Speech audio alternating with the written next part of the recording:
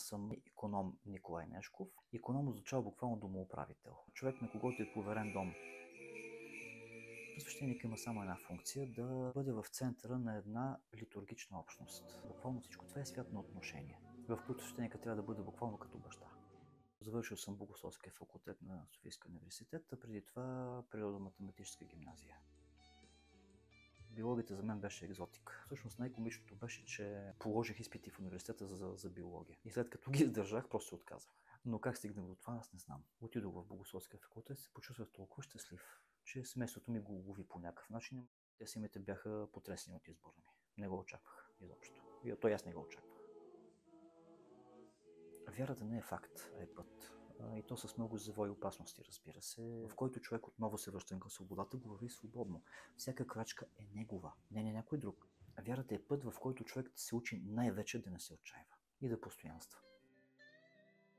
Винаги има някаква така чудомирова представа за свещеника. Той трябва да бъде дебел, пиян, разбира се, нечистоплътен и каквото още се сетиш. Мога да ви кажа един случай в моя живот. Срещаме някаква жена на улицата веднъж и ме попита директно: вие свещеник ли сте? Казах да. И тя: защо не сте дебел?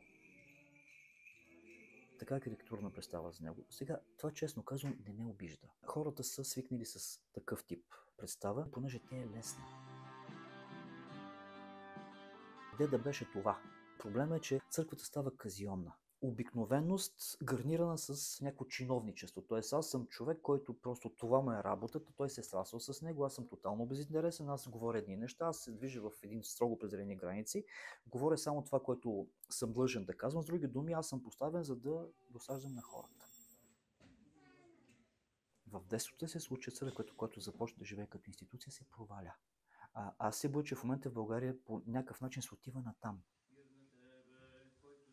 Църквата наистина е свят на отношения. Да кажем, ако видиш патриарха непрекъснато до президента и до премиера, това не са искрени отношения. Започваш инстинктивно да не вярваш на това. Властта винаги взема своето. Това е. Не защото е лоша, а защото такива си функциите на нея. Където другите форми не могат, музиката и поезията могат. Бях на 16 години, когато видях стената на Pink Floyd. Това беше откровение за мен. Това промени живота ми, наистина.